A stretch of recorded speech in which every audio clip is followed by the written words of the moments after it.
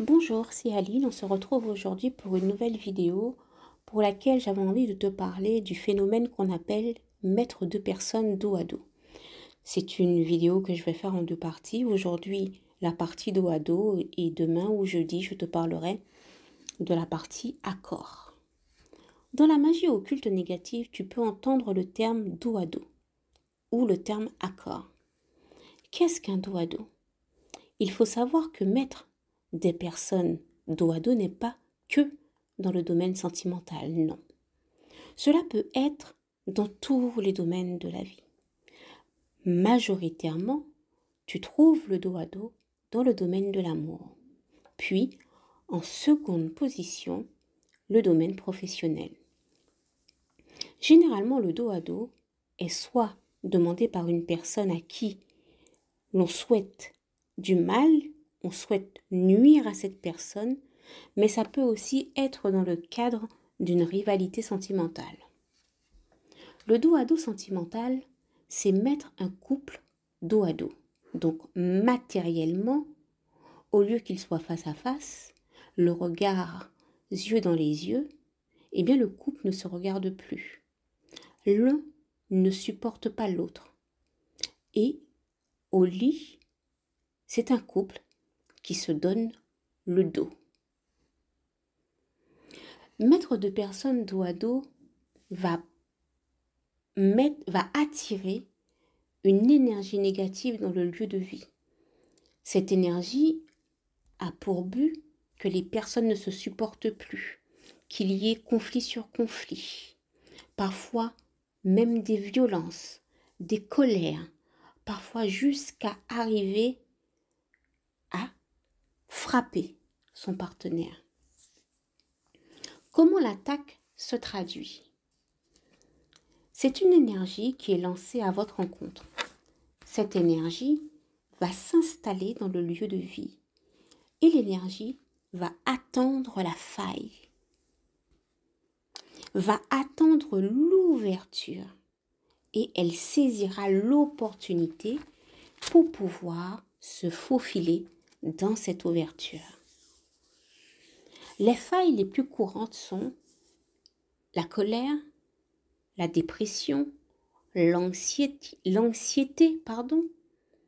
l'énergie va multiplier ce qui a en vous. Si vous êtes quelqu'un de plutôt colérique, eh bien, cette colère va être multipliée par 2, par 3. Le but du dos à dos est de vous nuire. Comme le but est de vous nuire, le but est d'accélérer, de mettre au plus haut la négativité qu'il peut y avoir en vous.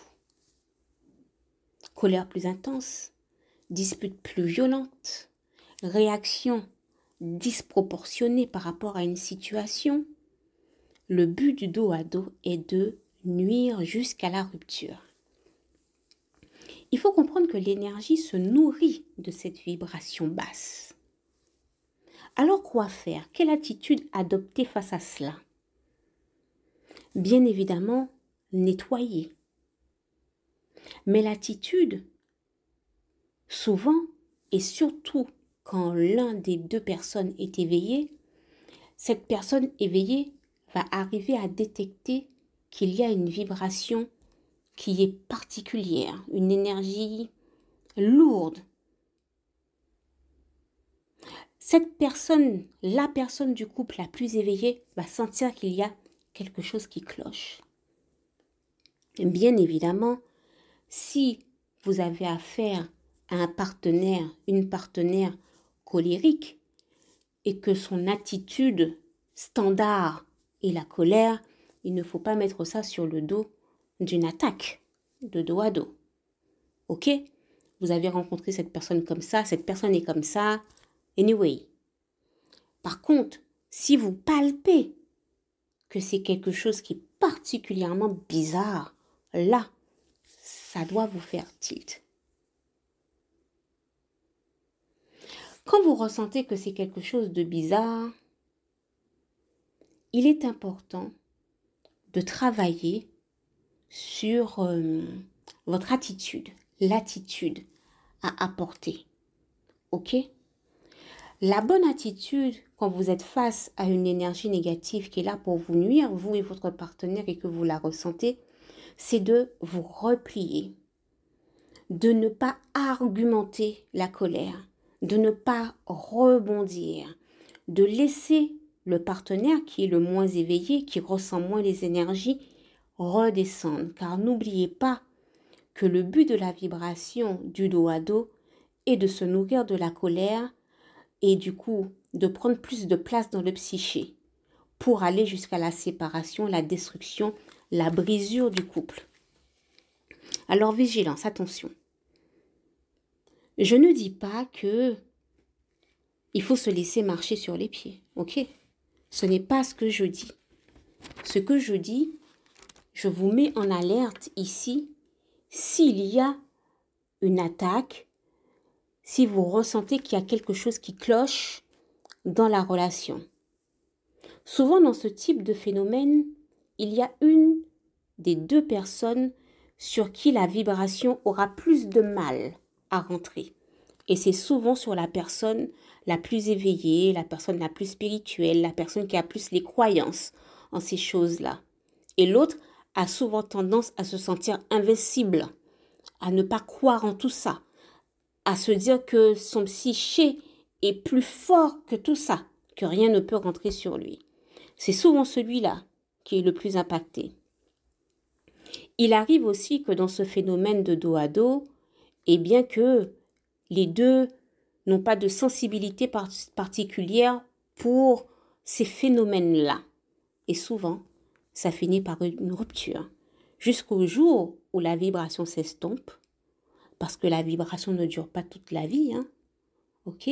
Une énergie a besoin d'être renouvelée, d'être de nouveau alimentée.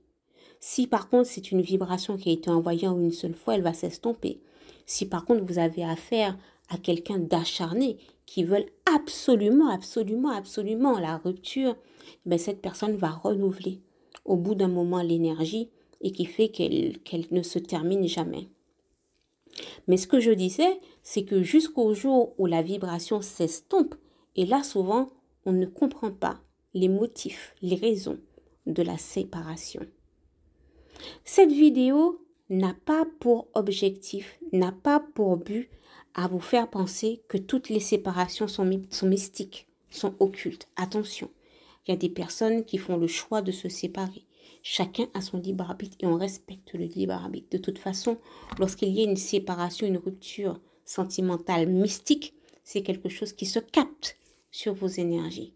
Il faut savoir faire preuve de discernement et de ne pas rentrer dans cette posture de victime. Je suis séparée parce que, ok?